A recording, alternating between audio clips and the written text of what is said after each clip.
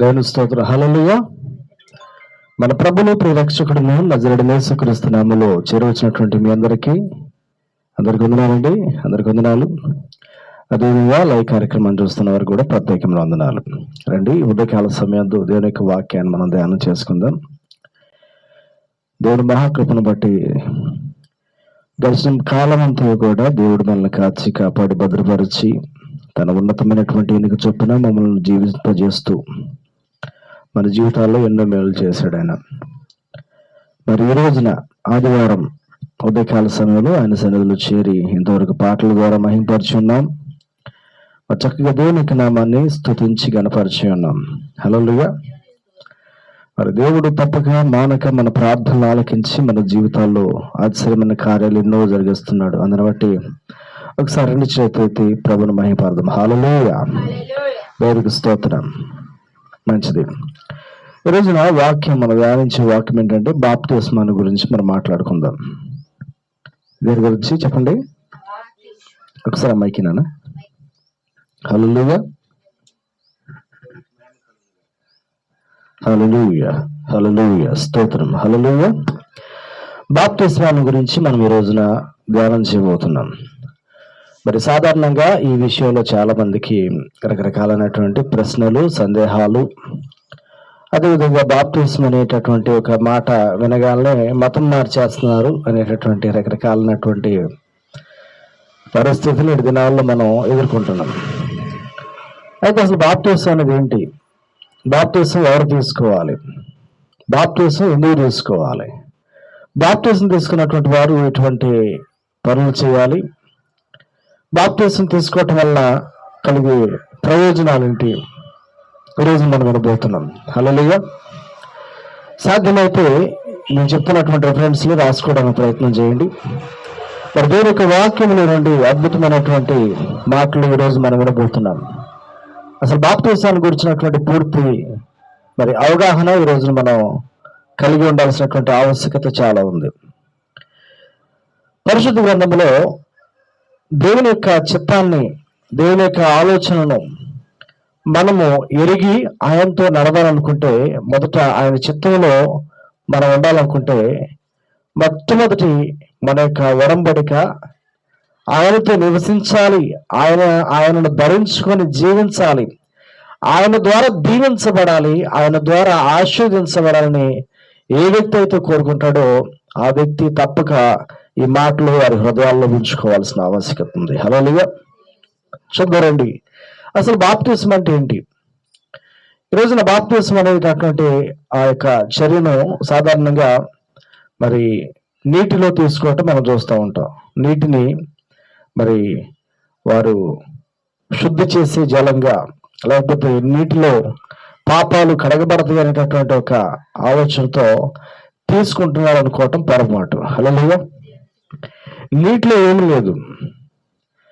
సాధారణంగా మన భారతదేశంలో ఉన్నటువంటి నమ్మకాలు ఏంటంటే నీరు శుద్ధి చేస్తుంది కనుక, నీటిలో మునిగితే శుద్ధి కలిగిద్ది కనుక ఆ నీటిని మనము మరి ఉపయోగించి పాప క్షమాపణ పొందుతున్నాం అనుకొని కొంతమంది నదీ స్థానాలు అనుమాల, మరి కొందరు మరి కొన్ని ఏమంటారు వాటిని కట్టించుకుంటారు, లోతుగా వాటిని తవ్వుకొని. వాటిని ఏమంటారంటే ఆ తిరణాలకు వెళ్ళినప్పుడు మనం చూస్తూ ఉంటాం. ఏమంటారు వాటిని? మీకే తెలియాలి, మాకన్నా కూడా ఎక్కువ. కోనేరులు, అటువంటి వాటికి వెళ్ళి మునగడం ద్వారా ఏదో పోతుంది అనేటటువంటి ఒక భ్రమలో ఉండిపోతున్నారు. ప్రదేశ సంఘం జాగ్రత్తగానండి. బాప్తిస్మం నీళ్ళలో మునుగుతున్నారంటే వాళ్ళు నీటిలో మునిగితే నీరు శుద్ధి చేస్తుందని కాదు. కానీ ఇక్కడ అసలైనటువంటి అర్థం ఏంటంటే బాప్తిస్మము అనే పదానికి ముంచబడుట అనే అర్థం వస్తుందంట. హల్లెలూయా. లేదా పాతి పెట్టబడుట అనేటటువంటి అర్థం కూడా వస్తుందంట. హల్లెలూయా. ఇక్కడ మనం గమనించాల్సింది ఏంటంటే, ఒక వ్యక్తి యేసుక్రీస్తు ప్రభువారి యొక్క మాటలు విని, యేసుక్రీస్తు ప్రభువారి నిజమైనటువంటి దేవుడు అని విశ్వసించి, క్రీస్తు ద్వారా మాత్రమే మనము నిత్య జీవం చేరతామన్నటువంటి ఒక నిశ్చయత కలిగి, నిత్య జీవానికి క్రీస్తే మార్గమే ఉన్నదాన్ని గమనించి గుర్తెరిగి క్రీస్తును అనుకరించి క్రీస్తును వెంబడించేవారు మరి పాత జీవితాన్ని, వెనుకున్నటువంటి జీవితాన్ని, మరి ఆ రోత జీవితాన్ని విడిచిపెట్టి నూతనంగా జీవించటానికి తీర్మానం చేసుకోవటానికి బాప్తిస్మం అనేది ఏంటంటే ఒక సెంటర్ పాయింట్ గా ఉంటుంది. హల్లెలూయా. పాత జీవితానికి కొత్త జీవితానికి మధ్యలో సెంటర్ పాయింట్ గా ఉంటుంది. ఇక్కడ దీన్ని ఏమంటారంటే పచ్చిగా బైబిల్ భాష చెప్పాలంటే చచ్చి బ్రతకటం. హల్లెలూయా. చెప్పండి ఏంటంట చచ్చి బ్రతకటం అంటే, ఇప్పుడు నేను చచ్చిపోయేది మళ్ళీ పోతావా? బతకం కదా. అట్లా అని చెప్పేసి పాత పెట్టబోయేటంటే తీసుకెళ్లి పూర్తి చేసి తర్వాత లేచిరా అంటే కుదురుద్దా? సో రెండు డేంజర్. ఇప్పుడు ఒక వ్యక్తి చనిపోయి ఎలా బ్రతుకుతాడంటే ఆ వ్యక్తి నూతనంగా జన్మించడం ద్వారా బ్రతుకుతాడు. హల్లెలూయా. పరిశుద్ధుడైన బైబిల్ చూసినట్లయితే మరి యేసుక్రీస్తు ప్రభువారు నికోదేముతో కూడా అదే చెప్తాడు. అయ్యా, పరలోక రాజ్యం లేదా పరలోకం నుంచి చేరాలంటే ఏం చేయాలి అని మరి బోధకుడైనటువంటి మరి మత పెద్ద అయినటువంటి నికోదేము ఒక సాయంకాలం వేళ యేసు ప్రభు దగ్గరికి వచ్చి, అయ్యా, నిత్య జీవాన్ని చేరుకోవాలంటే ఏం చేయాలి అని అడుగుతాడంట. హల్లెలూయా. చూడండి, నికోదేము మత పెద్ద, మరి ఇజ్రాయేల్ అందరిలో కూడా మరి మంచి జ్ఞానం గలవాడే, దేవుని యొక్క లేఖనాలు తెలిసిన వాడే.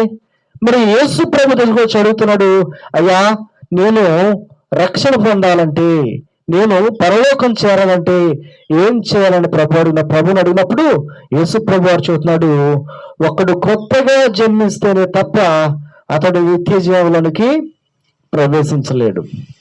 హల్లెలూయా. ఒక కొత్తగా ఎలా జీవించగలుగుతాడంటే అతడు మారు మనసు పొందడం ద్వారా జరుగుతుందంట. హల్లెలూయా. మారు మనస్సు ఒక వ్యక్తిలోకి ఎప్పుడు వచ్చిందంటే అతడు తన పాత స్థితిని చంపివేసుకొని నూతనంగా జీవించడానికి తీర్మానం చేసుకున్నప్పుడు కలుగుతుంది. అలా కలగాలంటే మొదట ఆ వ్యక్తి తన పాత రోత జీవితాన్ని అంతటిని కూడా మొదట అసహించుకొని దాన్ని విసర్జించేవాడుగా ఉండాలంట. విడిచిపెట్టడం వేరు, విసర్జించడం వేరు. కొంతమంది ఏం చేస్తారంటే విడిచిపెట్టి మళ్ళా తెచ్చుకుంటారు కదా. అరే, ఆ వస్తువు అక్కడ మనగా పడేసేస్తాడు, కానీ బుద్ధి పెట్టినప్పుడు మళ్ళీ తీసుకొచ్చి తెచ్చుకుంటాడు. విడిచిపెట్టేది విసర్జించేవి మనకు తెలుసు. ఉదయాన్నే లేచి మనం బహిర్భూమికి వెళ్ళి విసర్జిస్తాం. మరి రోత తర్వాత విసర్జించిన తర్వాత మళ్ళా దాన్ని తెచ్చుకోవడానికి వెళ్తే దానంతా పనికిమాల పని మరొకటి ఉండదు. దేవుని సంఘం జాగ్రత్తగా రండి. ఇక్కడ బాప్తిస్మమైనటువంటి అనుభవం ఏం నేర్పిస్తుంది అంటే ఒక వ్యక్తి తన పాత జీవితాన్ని పూర్తిగా విసర్జించి నూతనంగా క్రీస్తుని పోలి జీవించడానికి తీర్మానం చేసుకోవడానికి ఒక సూచనగా, ఒక గుర్తుగా బాప్తిస్మం మనకు కనపడుతుంది. హల్లెలూయా. మనం గమనించినట్లయితే ఈ బాప్తిస్మం యొక్క మరి పూర్తి సంకల్పం ఏంటనేది మనం చూస్తే లూకా సువార్త 7వ అధ్యాయం మనం తెలిసినట్లయితే లూకా సువార్త 7వ అధ్యాయము 29-30 వచనాలు మనం చూసినట్లయితే లూకా సువార్త, దయచేసి అందరూ కూడా తెరుద్దాం. లూకా సువార్త 7వ అధ్యాయము 29వ వచనము. 7వ అధ్యాయము 29వ వచనం చదవనా? ప్రజలందరూ సుంకరులు యోహాను బోధ విని అతడు ఇచ్చిన బాప్తిస్మమును పొందిన వారై దేవుడు న్యాయవంతుడని ఒప్పుకొనివి గాని పరిసయ్యులను ధర్మశాస్త్రోపదేశకులను అతని చేత బాప్తిస్మము పొందక తమ విషయమైన దేవుని సంకల్పమును నిరాకరించారంట. దేవుని స్తోత్రం. హల్లెలూయా. దేవుని సంఘం జాగ్రత్తగా రండి. బాప్తిస్మం తీసుకోవటం అనేది దేవుని సంకల్పం అంట. ఎవరు తీసుకోవాలి, ఎందుకు తీసుకోవాలని ఆలోచించే ముందు అసలు అది దేని కొరకు అది ఇవ్వబడిందంటే అది దేవుని యొక్క సంకల్పము మానవుడి పట్ల నెరవేర్చడానికి దేవుడు బాప్తిస్మం అనేటటువంటి చర్యను మన మధ్యలో ఉంచాడు. హల్లెలూయా. బాప్తిస్మం యొక్క ఉద్దేశాన్ని కనుక మనం అర్థం చేసుకోగలిగితే దేవుని యొక్క సంకల్పం మనకు అర్థమయ్యింది. దేవుని సంకల్పం ప్రతి మానవుడు రక్షణ పొంది పరలోకంలో ఉండాలి. ఏ భేదం లేదు, అందరూ పాపము చేసి దేవుడిని గ్రహించే మహిమను పొందలేకపోతున్నారని వాక్యం చెబుతుంటే, ఈనాడు మానవుడు పాపములు పట్టబడి పాపాలతో మరి తన జీవితాన్ని ముందుకు తీసుకెళ్తున్నటువంటి మానవుడికి రక్షణ చాలా అవసరమైనది. అటు రక్షణ మానవుడికి అనుగ్రహించబడాలంటే ఆ మానవుడు తను పాపి అన్న సంగతి ఒప్పుకునేటటువంటి స్థాయిని కలిగిన వాడిగా ఉండాలి. చూడండి, ఈ రోజున ఏ మానవుడు కూడా తప్పు చేశానంటే ఒప్పుకోడు కదా. పాపం చేసినట్టు ఒప్పుకోడు. కారణం ఏంటంటే మానవుడి యొక్క స్వభావము తిరుగుబాటు స్వభావం, వ్యతిరేకించే స్వభావం. మానవుడి యొక్క ఆలోచన ఏంటంటే తను తాను తక్కువ చేసుకోవడానికి ఏమాత్రం ఇష్టపడు. కానీ ఏ వ్యక్తులైతే పరిశుద్ధాత్మ దేవుడు సంధిస్తాడు, ఏ వ్యక్తులైతే దేవుడు మరి దర్శిస్తాడో ఆ వ్యక్తి సరెండర్ అయిపోతాడంట. హల్లెలూయా. ఆ వ్యక్తి సరెండర్ అయిపోతాడు, తన యొక్క పాపస్థితిని ఒప్పుకుంటాడు, విడిచిపెడతాడు, దేవునితో జీవించడానికి సిద్ధపడతాడు. హల్లెలూయా. ఈరోజు మీరు చూడండి, చాలా మంది అవసరతలో ఉన్నప్పుడు, అవకాశం ఉన్నప్పుడు, మరి మన దగ్గర లేనప్పుడు ఎంతటి హీనమైన స్థితికైనా వెళ్ళటానికి ఇష్టపడతా ఉంటారు కదా. ఎంతటి హీనమైన స్థితికైనా కానీ వెళ్ళి, అయ్యా నీకు దండం పెడతాను, దయచేసి నాకు ఈ అవసరం తీర్చని అడుగుతారు కదా. కానీ తప్పు చేసామని ఒప్పుకోరంటే ఒప్పుకోడు. నువ్వు అవసరమైతే ఏదని చెప్పు, కానీ నేను తప్పు చేశానంటే ఒప్పుకోడు. కారణం ఏంటంటే మానవుడు తను తాను పాపిగా ఒప్పుకోవడానికి ఇష్టపడడు. కానీ ఎప్పుడు ఇష్టపడతాడంటే దేవుడు ఆ వ్యక్తిని గద్దించినప్పుడు. హల్లెలూయా. తన హృదయంలో ఆ గద్దింపు వచ్చినప్పుడు మానవుడు దేవుని ముందు చేసుకుంటాడు. హల్లెలూయా. కనుక ఆ వ్యక్తి క్రీస్తు రక్షణను నిర్లక్ష్యం చేయక వెంటనే యేసు ప్రభు వారిని ధరించుకున్న వాడిగా మార్చబడితే అతడు మేలు పొందుతాడు. హృదయ సంగమ జాగ్రత్తగానండి. నేటి దినాల్లో అనారోగ్యం కానీ, ఆర్థిక స్థితిగతులు కానీ, కుటుంబాల్లో గలిబిలు కానీ ఒక వ్యక్తిని ఎందుకు ప్రభావితం చేస్తున్నాయంటే కారణము ఆ వ్యక్తి ఏదో ఒక స్థితిలో పాపానికి కట్టుబడి ఉండటం వల్ల మాత్రమే ఇది సాధ్యమవుతుంది. హల్లెలూయా. చూడండి, ఏ తప్పు చేయనోడు ఎలా ఉంటాడంటే ధైర్యంగా ఉంటాడు. తప్పు చేసినాడు ఏం చేస్తాడు? భయపడతాడు కదా. అపవాది కూడా మొదట ఏం చేస్తుందంటే మనిషిని పాపం చేసి అంతవరకు ఏం చేస్తుందంటే చక్కగా మనకు తెలిసిన మాట బెల్లిచ్చిద్దంట. అంటే ఏం చేస్తా ఉంటది, ఒక మాటలు చెప్పాలంటే కొంతమంది కోళ్ళు ఎత్తుకుపోయేవాళ్ళు మరి దొంగతనం చేసి ఏం చేస్తారంటే వాటికి ఇష్టమైన చూపిస్తా ఉంటారు. ఏంటవి ఇష్టమైన చూపిస్తూ ఉంటారు. ఎందుకని? మామూలు పిలిస్తే రాదు కాబట్టి వాటికి ఏది ఇష్టమో అది దేనికి లోపడుతుందో దాన్ని వాళ్ళు ఎర్రగా వేసి దాన్ని పట్టుకెళ్ళిపోతారు కదా.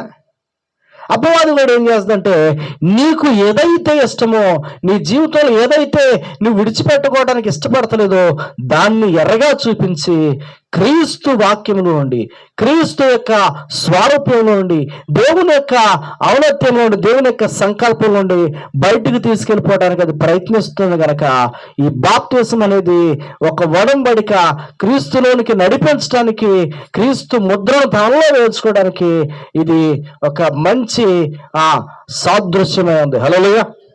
దేవుని యొక్క సంకల్పం ఏంటంటే నీవు అపవాది దాసుడు కాదు, నీవు నా సొత్తు, నా దాసుడు అని దేవుడు పిలవడానికి ఇష్టపడుతున్నాడు. హల్లెలూయా. చూడండి, మనకి చాలా బాగా ఇష్టమైనటువంటిది ఏంటంటే మనందరం కూడా దేవుడి బిడ్డలుగా ఉండాలి, దేవుడు మనతో మాట్లాడాలి, దేవుడి సన్నిధిలో దేవుడు మనల్ని ఇంకా హెచ్చించాలని దేవుడి సన్నిధిలో మనం ప్రార్థిస్తూ ఉంటాం. అయితే దేవుడు మనల్ని అడుగుతాడు, నీవు పరిశుద్ధంగా ఉండు, నువ్వు నీతిమంతుడిగా ఉండు, యథార్థవంతుడిగా ఉండు, నా యందు భయభక్తులు కలిగి నేను చెప్పినటువంటి మాటలను నీవు అనుసరించని ప్రభు అంటున్నాడు. హల్లెలూయా. మనమేమో ప్రభా నన్ను దీవించు, ఆస్వాదించు, నీ బిడ్డగా నన్ను కొనసాగని, నీ యొక్క సంకల్పం చొప్పున నడిపించని మనం ఆశపడుతుంటే దేవుడు అన్నాడు, అలా నడవాలంటే నువ్వు మొదట నా ఆజ్ఞలను, నా కట్టడలను, నా విధులను నువ్వు విన్నవాడిగా, నన్ను వెంబడించేవాడిగా ఉంటుంది సాధ్యమైందని ప్రభు అంటున్నాడు. హల్లెలూయా.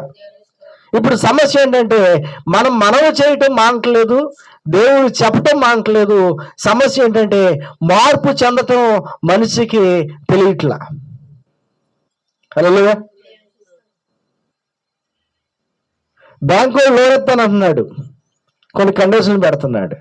లోన్ తీసుకుంటాను అంటున్నావు, కానీ కండిషన్లు ఒప్పుకోవట్లా. అప్పుడు అది లోను రాదు, ఇటు నీ సమస్య పోదు. అంటే మీకు అర్థం కావడానికి ఒక చిన్న గుర్తు లాంటిది అన్నమాట. ఇప్పుడు ప్రభు చెప్పే కండిషన్స్ గారిని ఒప్పుకుంటే మీ జీవితము ధన్యకరంగా మార్చబడుతుంది. లేదు నేను ఇలాగే ఉంటానయ్యా, నాకు నచ్చినట్టే ఉంటాను, నన్ను దీవించాయి అంటే దేవుడు కూడా పదే పదే చెప్తా ఉంటాడు, నువ్వు మారు, నీ హృదయాన్ని మార్చుకో, నీ హృదయం నాకిమ్ము. ఇంకెంతకాలం దూరంగా ఉంటావు, ఎవరికి నీ ఇష్టమైనటువంటి స్థితిలో నువ్వు తిరుగుతూ ఉంటావు. ఒక్కసారి మరలా వెనక్కి రామని ప్రభు పిలుస్తా ఉన్నాడు. హల్లెలూయా. బాప్తిసం పొందటం అనేది దేవుని సంకల్పం గనక ఒక వ్యక్తి పాప క్షమాపణము మనసు విషయమైనటువంటి ఒక అద్భుతమైనటువంటి వడంబడిక బాప్తిసంలో నడిపిస్తుంది. అయితే బాప్తి తీసుకోవడం అనేది దేవుని యొక్క సంకల్పం మాత్రమే కాదు, కానీ ఇది దేవుని యొక్క ఆజ్ఞ కూడా అంట. హల్లెలూయా. మీరు చూసినట్టు మత్తయి సువార్త 28వ అధ్యాయము 18, 19, 20 వచనాలు చూస్తే ది గ్రేట్ కమిషన్, బైబిల్లో ఏదైనా గొప్ప ఆజ్ఞ ఉందని ఎవరైనా అడిగితే ఆ కళ్ళు మూసొచ్చు. మత్తయి సువార్త 28, 18, 19, 20 వాక్యాలు. ఇది అక్కడ ఏముంటది? కాబట్టి మీరు వెళ్ళి సమస్త జనులను శిష్యులుగా చేయుడి, తండ్రి యొక్కయు కుమారుని యొక్కయు పరిశుద్ధాత్మ నామములోనికి వారికి బాప్తిస్మము ఇవ్వండి. హల్లెలూయా. ఏమి ఇవ్వాలంట? బాప్తిస్మం ఇవ్వటం. ఇది దేవుని యొక్క ఆజ్ఞ కూడా. ఈరోజున ప్రతి విశ్వాసి యేసు ప్రభును తెలుసుకుని ఉంటే, ప్రార్థనకు వచ్చేటటువంటి వ్యక్తిగా ఉంటే తప్పక బాప్తిస్మం అనుభవంలోనికి రావాలి. ఇది మతం మారిపోవటము, కులం మారిపోవటము, మన యొక్క ఆర్థిక స్థితిగతులను మార్చుకోవటము, లేకపోతే మన జీవితంలో ఏదైనా తెలియనటువంటి ఒక స్థితిలోనికి వెళ్ళిపోవటం కానే కాదు.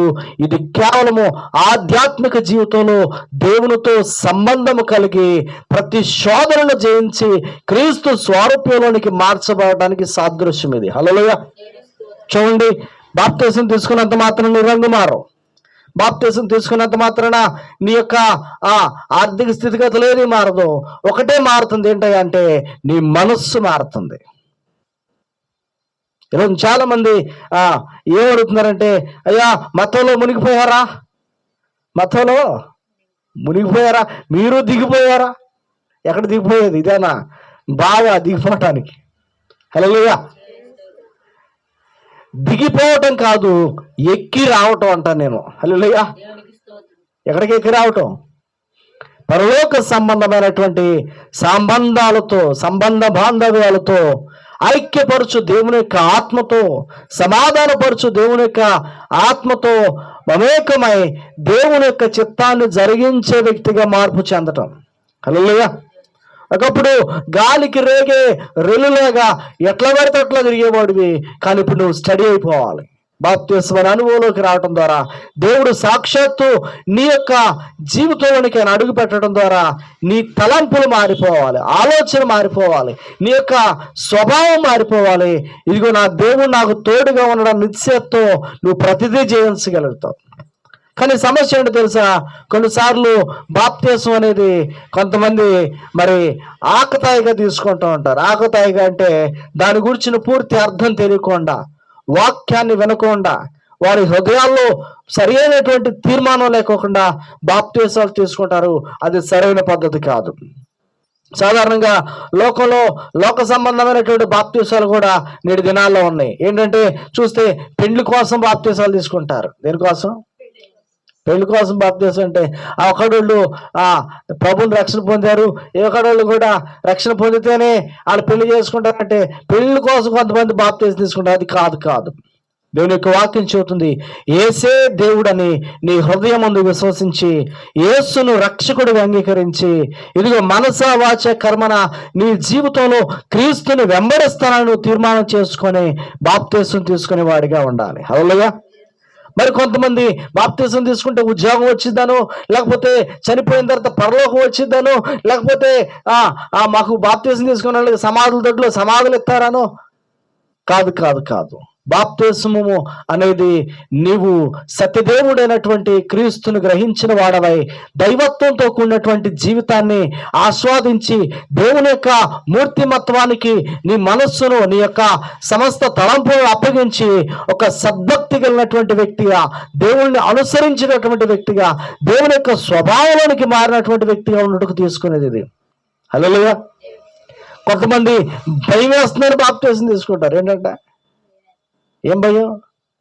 ఏదో వచ్చి మీద పడుతుందండి, బాప్తిసం తీసుకుంటే దేవుడు నన్ను కాపాడుతాడండి. కాదు. ఇవన్నీ జరుగుతాయి ఎప్పుడంటే నీ హృదయంలో క్రీస్తుని కేంద్రీకృతం చేసుకున్నప్పుడు.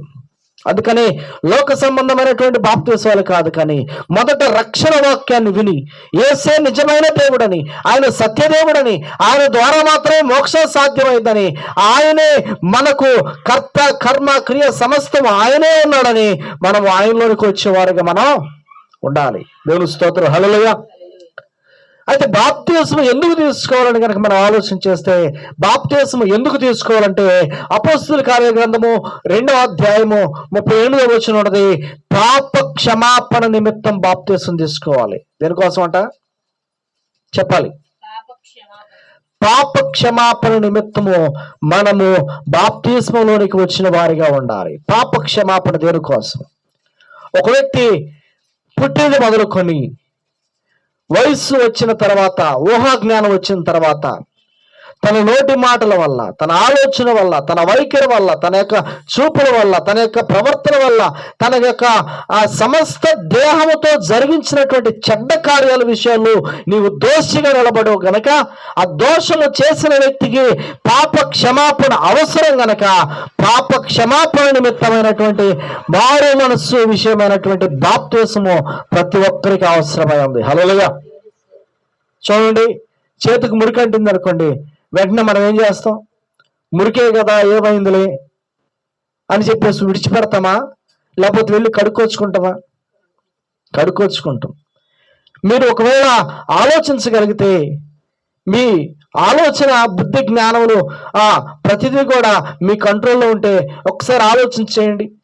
మీ ఊహ తెలిసిన కాడ నుండి నేటి వరకు ఎన్ని సందర్భాల్లో, ఎన్ని రకాలుగా దేవుని యొక్క వాక్యానికి విరోధంగా, లేకపోతే సమాజానికి విరోధంగా, లేకపోతే కుటుంబానికి విరోధంగా, స్నేహితులకి విరోధంగా, ఇదిగో మన జీవితంలో మన దేహానికి విరోధంగా ఎన్ని రకాలుగా మనం ఎన్నిసార్లు తప్పుడు పనులు చేస్తుంటాం, ఎన్నిసార్లు ఆడరాని మాట్లాడుంటాం, ఎన్నిసార్లు మన జీవితంలో ఎన్నో తినరానివి తిని, తాగరానివి తాగి, మన దేహాన్ని, మన యొక్క కుటుంబాన్ని, మనకున్నటువంటి సమస్తాన్ని మనం ఎన్నిసార్లు మనము ఎక్కడ పాపం స్థితిలో అప్పగించుకుని ఉంటాం.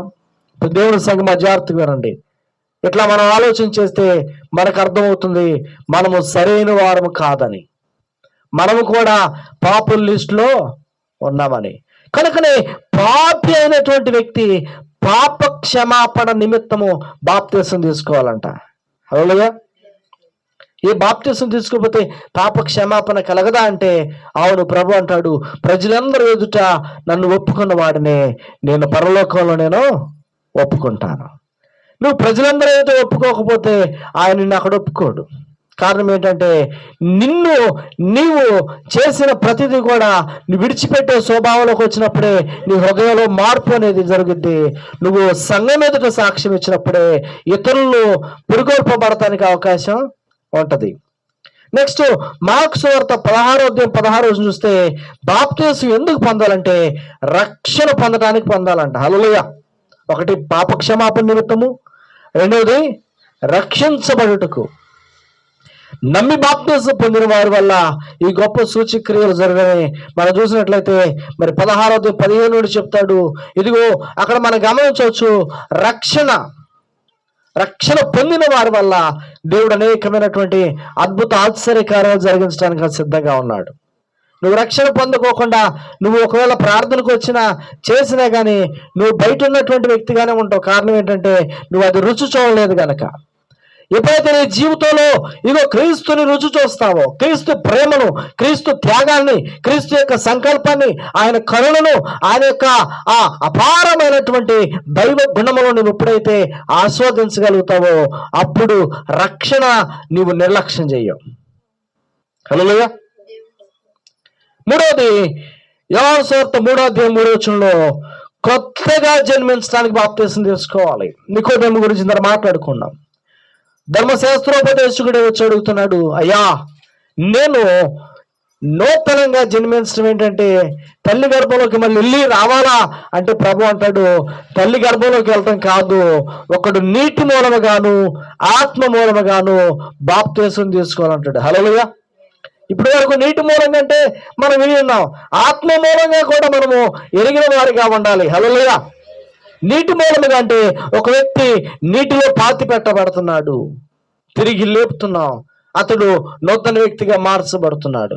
ఆ మార్చబడిన వ్యక్తి దేవుని ఆత్మలోనికి నడిచేవాడిగా ఉండాలి. హల్లెలూయా. కొంతమంది బాప్తిసంతోనే మనకు గెలిచేసి అనుకుంటున్నారు కొంతమంది. హల్లెలూయా. చెప్పండి, బాప్తిసం తీసుకున్నా కాబట్టి సేఫ్ జోన్లో అనుకుంటున్నారు. ఇప్పుడు దేవుని సంఘం జాగ్రత్తగా ఉండండి. బాప్తిసం తీసుకో ముందు నువ్వు ఎన్ని వేసాలు వేసి ఎవరు అడగడం, నువ్వు ఎన్ని రకాల ఎదురు మాట్లాడడం. కానీ బాప్తిసం తీసుకున్న తర్వాత అందరు చూపు నీ మీద ఉంటుంది. ఎవరి మీద? ఏదమ్మా? అందరి చూపు మన మీద ఉంటుంది. లోకంలో ఒక సాక్షిగా దేవుని కోసం నిలబడే ఒక యోధుడిగా నువ్వు ఎన్నిక చేయబడినప్పుడు మరలా వెనక్కి తిరిగి వెళ్ళిపోతే అది ఒకటి చేతగాంతనం అయింది, లేకపోతే నీవు దేవుని మహిమను విడిచిపెట్టి మరలా దుష్టుడికి దాసు అయిపోవటం జరిగింది. కనుక బాప్తిసం తీసుకున్న వ్యక్తి ఏం చేయాలి అంటే క్రీస్తు యొక్క మరి ఆ యొక్క స్వరూపంలోకి మార్చబడటానికి అతడు క్రొత్తగా జన్మించిన వాడిగా ఉండాలంట. హల్లెలూయా. 4వ విషయము, యోహాను సువార్త 3:3-6 చూస్తే దేవుని రాజ్యంలో ప్రవేశించడానికి బాప్తిసం తీసుకోవాలి. హల్లెలూయా. దేవుని రాజ్యంలో ప్రవేశించాలంటే నీకున్న అర్హత డిగ్రీ ఏంటంటే బాప్తిసం. ఒకవేళ బాప్తిసం లేకోకుండా దేవుని రాజ్యంలో ప్రవేశపెట్టాలి, ఇంత డబ్బులు కట్టాలంటే బోల్డ్ మంది వస్తారు. మా పేరు కూడా రాసుకోండి, మాది అమ్ముకొని మేము కడతాం, మా పేరు కూడా రాసుకోండి అంటారు. కానీ దేవుడు దానికి అవకాశం ఇలా. నీవు దేవుని రాజ్యంలో చేరాలంటే ఒకే ఒక్క మార్గం ఉంది, ఏంటంటే బాప్తిసం అనే అనుభవం ద్వారా క్రీస్తును స్వరక్షకుడిగా అంగీకరించడం ద్వారా నీవు దేవుని రాజ్యంలో ముద్రించబడతావు. నెక్స్ట్ 5వది, కొరింథీయులకు రాసినటువంటి మొదటి పత్రిక 12-13 చూస్తే క్రీస్తు సంఘంలోనికి ప్రవేశించుటకు బాప్తిసం అవసరం. హల్లెలూయా. ఈరోజు చాలా మంది సంఘ సభ్యులుగా చాలా మంది రిజిస్టర్ చేసుకుంటున్నారు. కొన్ని పెద్ద పెద్ద సంఘాలు చూస్తూ ఉంటాం, సభ్యులుగా మరి వాళ్ళు ఉండటానికి ఇష్టపడుతున్నారు. నిజానికి వాస్తవంగా సంఘానికి వచ్చినంత మాత్రాన సంఘ సభ్యులు కాలేరు. హల్లెలూయా. సంఘానికి వచ్చినంత మాత్రం సంఘ సభ్యులకి కాలేదంటే నేను చెబుతుంది ఏంటంటే ఇహలోక సంబంధమైనటువంటి మనుషులు ఏర్పాటు చేసుకున్నటువంటి దాని గురించి కాదు నేను చెప్తుంది. పరలోకంలో నీ పేరు ముద్రించబడినటువంటి సంఘంలో ఉండాలంటే నువ్వు బాప్తిసం తీసుకున్న వాడవైతేనే దేవుడు నీకు ముద్ర వేస్తాడు. హల్లెలూయా. దేవుడు తన యొక్క ఆ జీవ గ్రంథంలో నిన్ను ముద్రేస్తాడు. సంఘంలో ప్రవేశిస్తావు. నీవు ఇదిగో నడిచే నీ నడత, ప్రవర్తన, నీ ఆలోచన, నీ స్వభావం, నీకున్నటువంటి సమస్త పనుల్లో కూడా నీవు ప్రత్యేకించబడిన వాడిగా ఉండటానికి దేవుడు నిన్ను సిద్ధపరుస్తాడు. హల్లెలూయా.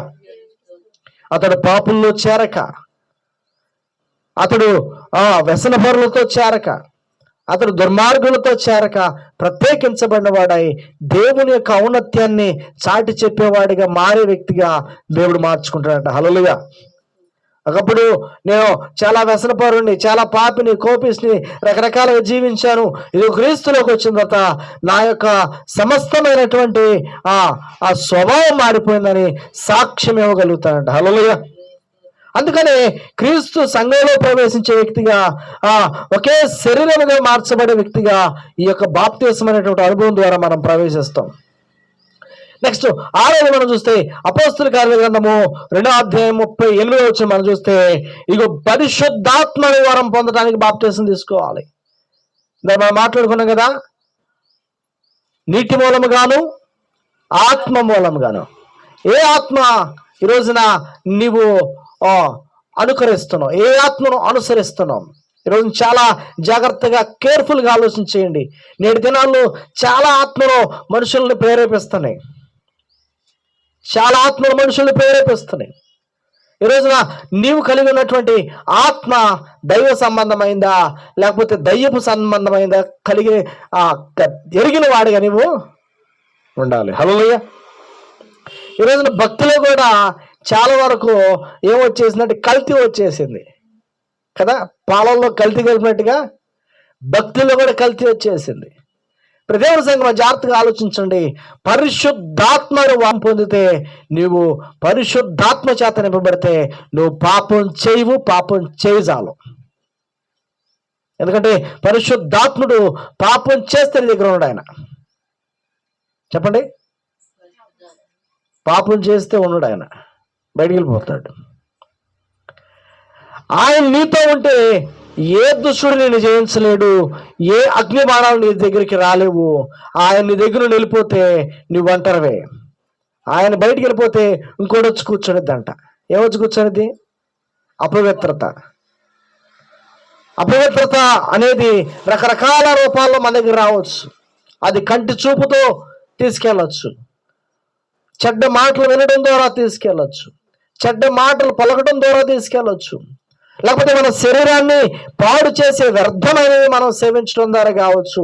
దేవునికి విరోధమైనది చేసే విధంగా అది నిన్ను ప్రేరేపించవచ్చు. కనుక దేవుని సంఘం జాగ్రత్తగా వినండి.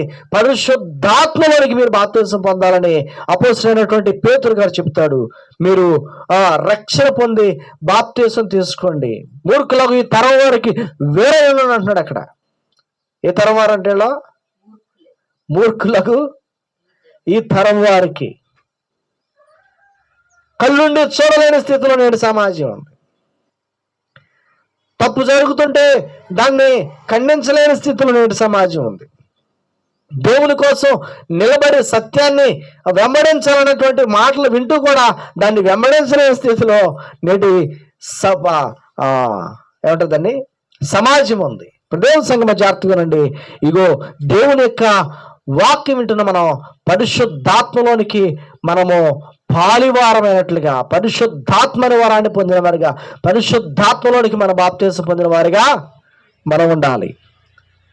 నెక్స్ట్ 7వది గలతీ పత్రిక 3:27లో క్రీస్తులోనికి ప్రవేశించడానికి బాప్తిసం తీసుకోవాలంట. ఎక్కడికి? క్రీస్తులోనికి.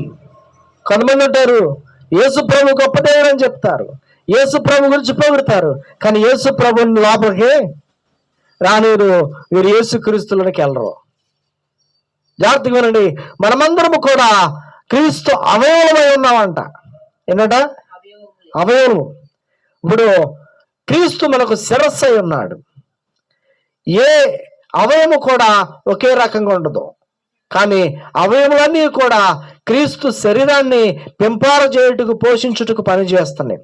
అలాగే మనమందరము కూడా క్రీస్తు శరీరంలో అవయములో కనుక మనం క్రీస్తులోని పాలుభాగస్తులమైన వాక్యం చెబుతుంది. అంటే లోకంలో నుండి క్రీస్తులోనికి వచ్చిన వారిగా మనం ఉండాలి. హల్లెలూయా. 8వది గలతీయులకు రాసిన పత్రిక 3:27 మాట ఉంది, క్రీస్తును ధరించిన వారిగా ఉండాలంట. అదే వాక్యం, క్రీస్తుని ధరించిన వారిగా ఉండాలి. కొంతమంది ఏం చేస్తారంటే క్రీస్తును ధరించుకోరు. అలా ఉంటే అది నీ జీవితంలో తీరని నష్టం తీసుకొస్తుంది. కనుక ఈ రోజున వాక్యం వింటున్నటువంటి నువ్వు గమనించాల్సింది ఏంటంటే, క్రీస్తును ధరించిన వాడిగా, క్రీస్తులో నిలిచిన వాడిగా ఉంటే నీవు తీసుకున్న బాప్తిస్మానికి అర్థం ఉంటుంది. నువ్వు చేస్తున్నటువంటి ప్రార్థనకు ఆ జవాబు దొరుకుతుంది. హల్లెలూయా. క్రీస్తు తన స్వరక్తం ఇచ్చి తన ప్రాణముల ఖరీదనంగా అప్పగించి నిన్ను రక్షించుకున్నాడు. ఆయన్ని రక్షించుకున్నటువంటి ఆ తీరును నువ్వు మర్చిపోకూడదు. ఆయన నిన్ను రక్షించినటువంటి ఆ సంకల్పాన్ని విడిచిపెట్టకూడదు. క్రీస్తులో ఉన్నటువంటి వ్యక్తిగా, క్రీస్తుని ప్రకటించేవాడిగా, కనుపరిచేవాడిగా నువ్వు ఉండాలి. దేవుని స్తోత్రం. హల్లెలూయా. అయితే ఒక విషయం గమనించండి, బాప్తిస్మం ఏం జరుగుతుందో తెలుసా మీకు? బాప్తిస్మం తీసుకోవడం ద్వారా ఏం జరుగుతుందో తెలుసా? రోమీయులకు రాసిన పత్రిక 6వ అధ్యాయము 3-5 వచనాలు కనుక మనం చూస్తే, 3 నుండి 5 వచనాలుగా మనం చూస్తే, మనము బాప్తిస్మం అనేటటువంటి అనుభవం ద్వారా మనము క్రీస్తులో మనమందరము కూడా నిలుచుండినట్లుగా, క్రీస్తు పొందినట్లుగా మనము క్రీస్తు మరణంలో పాలి భాగస్థులం అవుతున్నాం. హల్లెలూయా. యేసుక్రీస్తు ఎలా మరణించాడో అలాగా శరీర సంబంధమైనటువంటి కోరికలను, ఆశలను, ఆశయాలన్నింటి కూడా చంపేసుకొని నూతనమైనటువంటి వ్యక్తిగా మార్చబడట కొరకు మనం పాపపు స్థితిలో పాపం యొక్క ఉరులన్నిటిని కూడా సిలువకు వేసి కొట్టి మనం ఏం చేస్తున్నామంటే మనము మరణించిన స్థితిలోనికి వెళ్ళిపోతున్నాం. చూడండి, ఒక వ్యక్తి పాత జీవితాన్ని గనక విడిచిపెట్టుకోకుండా, పాత రోత జీవితాన్ని కనుక విసర్జించకుండా అతను మరలా క్రీస్తులో ఉన్నాడనుకుంటే అది బుద్ధిహీనత. ఒక వ్యక్తి పాత జీవితాన్ని పూర్తిగా తిరస్కరించుకోవాలి. క్రీస్తు మరణంలోనికి అతడు పాలి పంపులు పొందాలంట. అలా క్రీస్తు మరణంలోని పాలి పంపులు పొందితే క్రీస్తు అని సమాధి చేయబడతామంట. ఏంటంట? సమాధి చేయడం అంటే చచ్చిపోవడం కాదు, మన లోపల ఉన్నది చచ్చిపోవాలి, మనం చచ్చిపోవడం కాదు. హల్లెలూయా.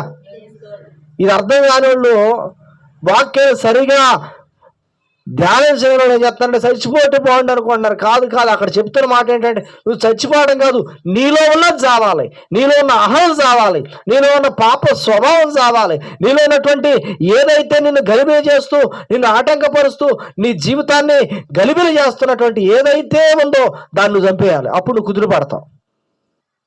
అంతేనా? కడుపులో పురుగులోనే అనుకో, ఏం చేయాలి? పురుగుల ముందు అది చచ్చిపోద్దా? పురుగు చచ్చిపోతా నువ్వు చస్తావా?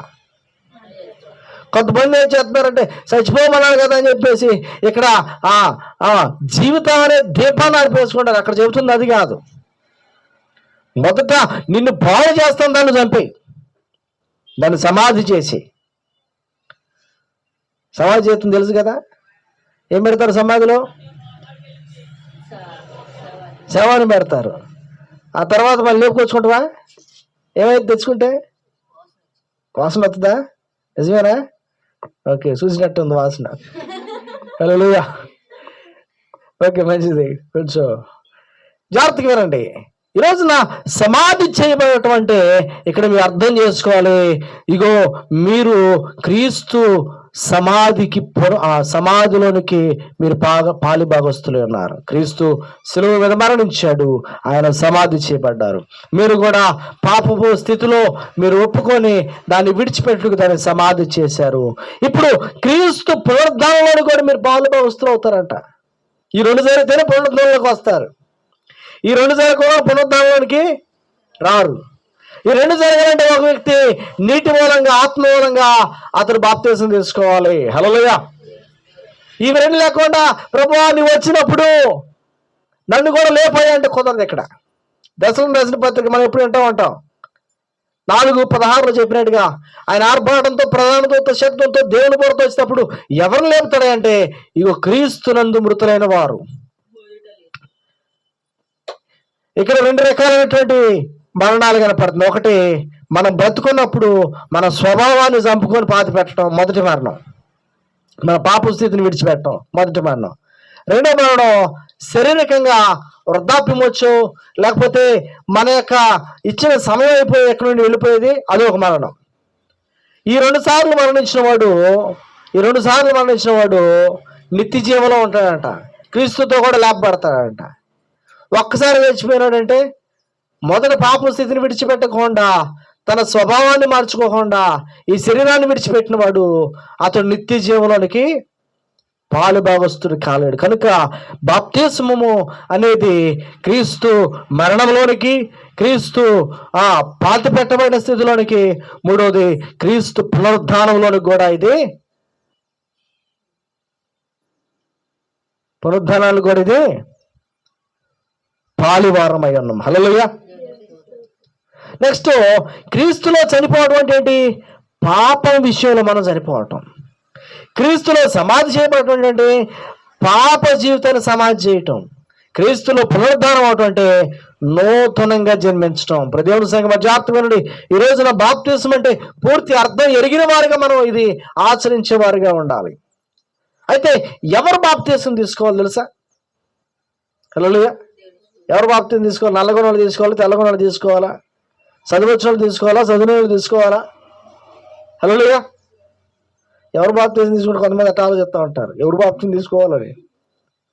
ఇక్కడ బాప్తిజం తీసుకోవాలంటే ఎవరు తీసుకోవాలంటే చాలా జాగ్రత్తగా వినండి. ఇదిగో వాక్యాన్ని విని విశ్వసించిన వారే తీసుకోవాలి. ఎవరంట?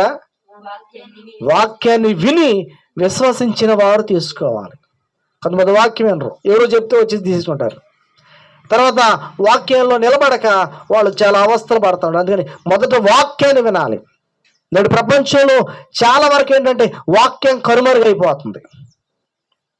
ఎంతవరకు అద్భుతాలు, ఆశ్చర్యాలు అటు ఇటు పరుగులు పెడుతున్నారు తప్ప వాక్యాన్ని నిలకడగా ఆలకించే సమయం ఉంటలా, వాక్యాన్ని స్వీకరించే అవకాశం ఉంటలా. కనుక వాక్యమును విని విశ్వసించి క్రీస్తుని రక్షకుడిగా అంగీకరించి బాప్తిసం తీసుకోవాలి. రెండవది, మారు మనస్సు పొంది బాప్తిసం తీసుకోవాలంట.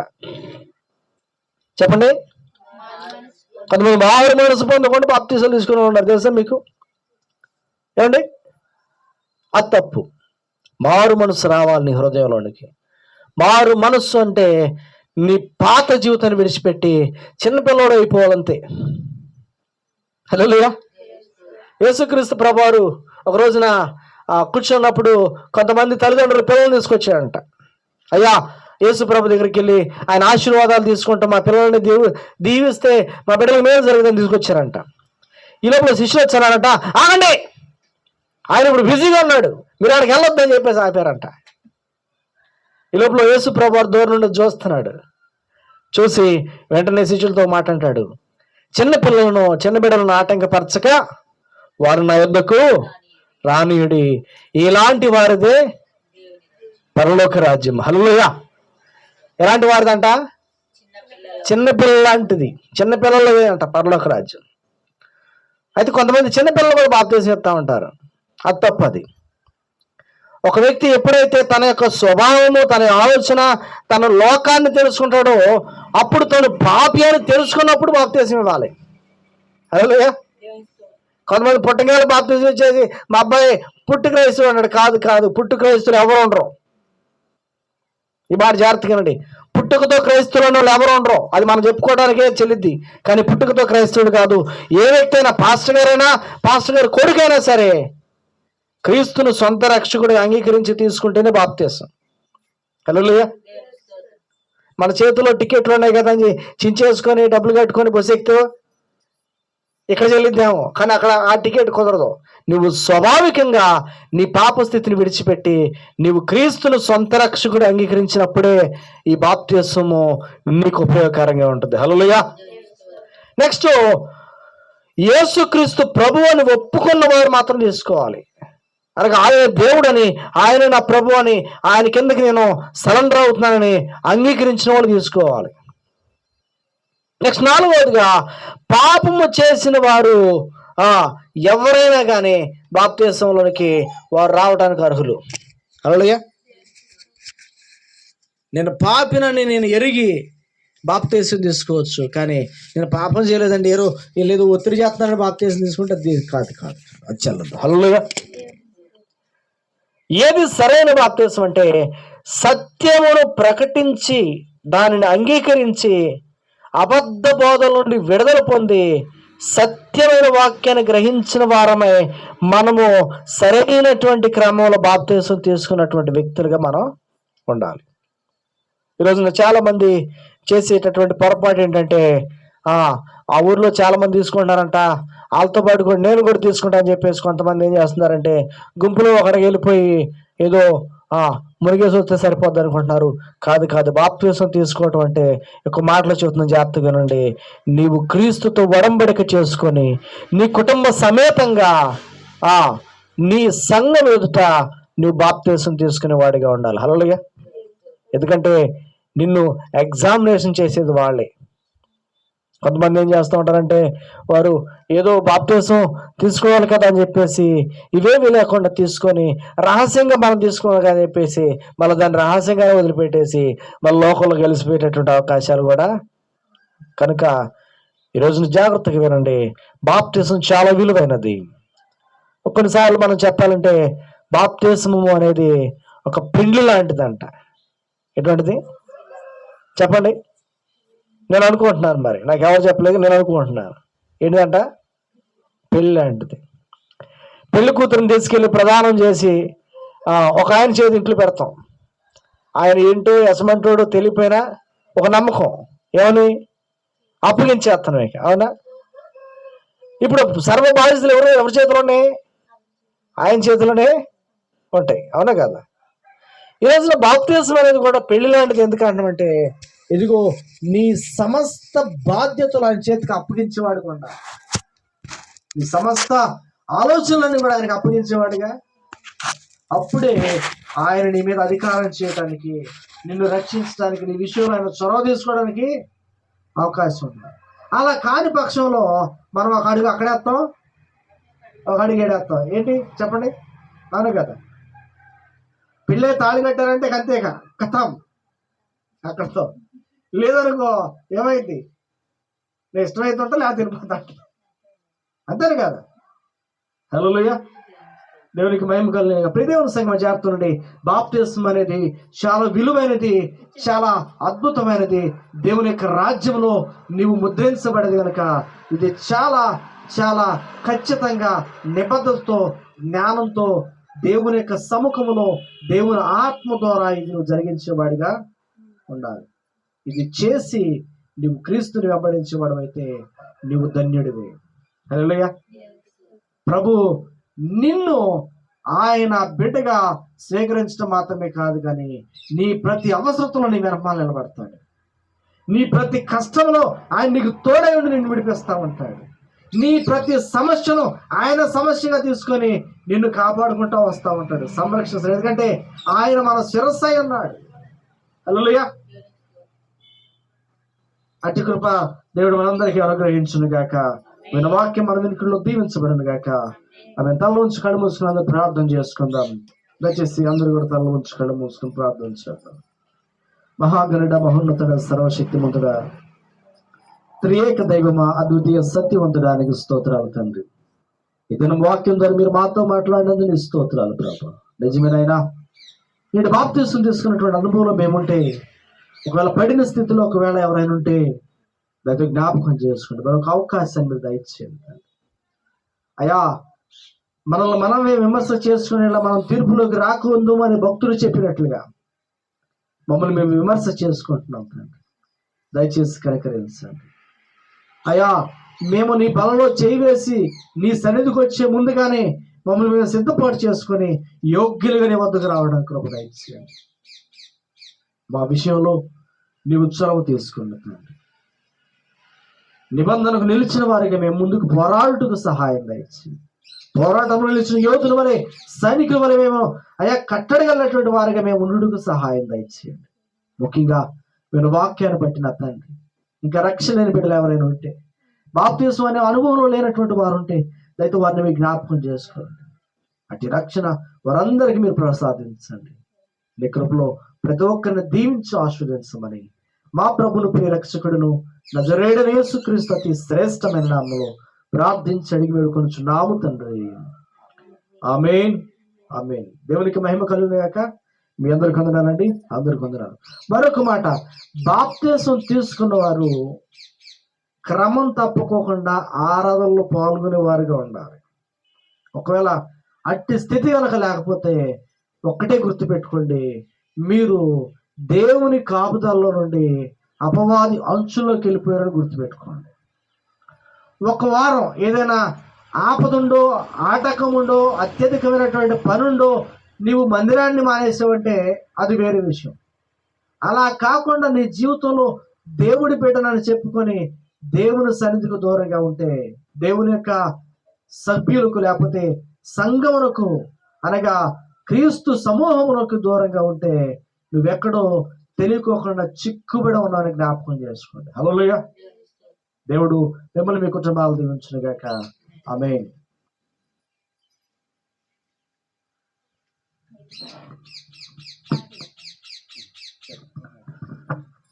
సమర్పణ చేయమ